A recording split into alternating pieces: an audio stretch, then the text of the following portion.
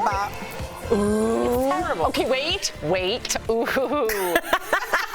That is Elton John's new duet with Miss Britney Spears called Hold Me Closer, which is a mashup of two of Elton John's songs, The One and Tiny Dancer. So the single is Britney's first new music release since her 2016 album, Glory. Now, the album cover also features throwback photos of both Elton and Britney as kids. Elton told The Guardian he wanted to help Britney sing again because they share the same struggles of being, quote, broken.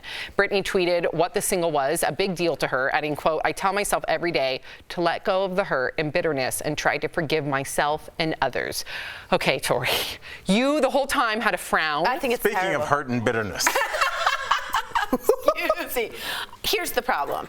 I really love Elton and I love Britney and I love bringing them together. To me, that song has a very breezy, blue jean baby. The original. The original. And it's got a sort of soulful, and this is like I'm going to a discotheque. But that's what's relevant today, house music. Agreed, but there's also space for like singer-songwriter music. So I know Elton John has those kind of songs. I just didn't think this was the one to switch it over.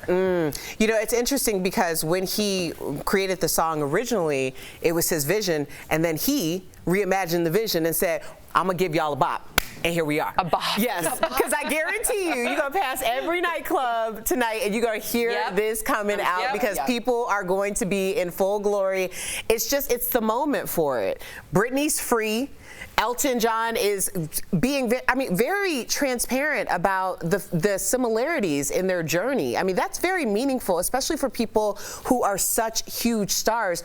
Who is your peer group to talk about what's really happening in your life? I think that this song has so much power and it's rooted in joy. I love it.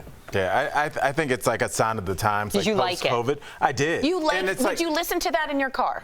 No. Okay. No, absolutely not. But you liked it. Griselda all day. Yeah, no, I'm not doing that. But it's for people in the prime of their lives. You're 22, you're not married, no kids, no real debt, and you're listening to that. You're half drunk off some terrible alcohol, and that's the time of your life. And that song will be in there. It's about fun. It's not controversial. It's not pushing envelopes. Right. And I think post-COVID, there's a big market for that. I agree. We'll have to see. Okay, so chances are each of us have a doppelganger, someone who isn't related to you but looks exactly like you. So a new study looked at 32 groups of people who were photographed for a project about lookalikes and found that 16 groups had DNA scores that were so similar, you guys, to identical twins. They also shared the same personality traits, they were similar in weight, and even had the same education levels. There are also celebrities who have been mistaken for one another, like Bryce Dallas Howard, who has been mistaken for Jessica Chastain. Some say Katy Perry and Zooey Deschanel look alike. Yes, they do. Yeah, they do. And Tandy Newton said one time Victoria Beckham mistook her for Zoe Saldana.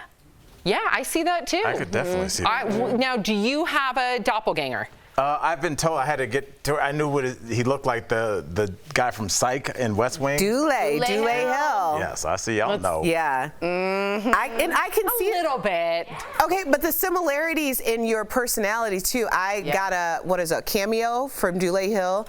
He gave the longest, most detailed cameo. Dule, I am so sorry. We're gonna get a reaction video because it was amazing. And I could see if someone's like, hey Al, I really want you to say happy birthday to my friend, you would be that kind and generous as well. I would do a cameo for you, but I didn't get a request.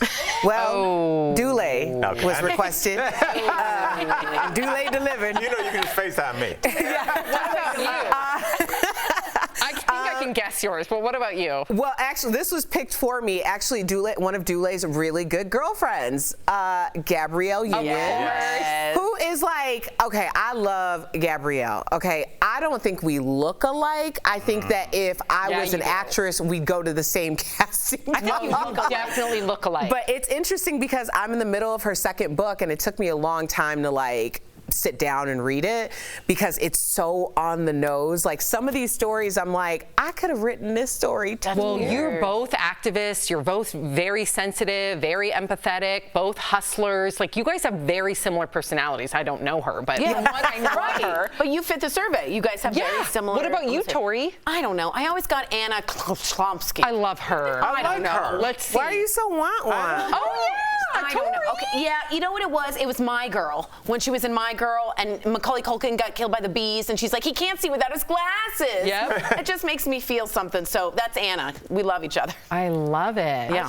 What about you, Sammy? I don't know, but people say Kristen Wiig. Okay. I don't really see yeah. it, but people say Absolutely. I can see that. yeah. I never thought about it. But she's much funnier.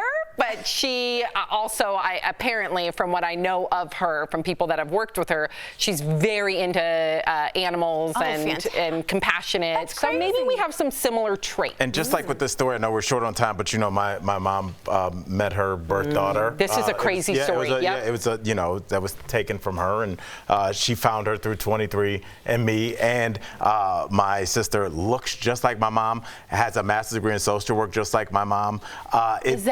They look alike, they laugh alike, and it was same amazing. Career. Yeah, but just the same human being. So I do think there are people out there that are kind of living parallel lives to you, just maybe in a different country, in a different context. But I definitely think there's something to this. Wow. Crazy.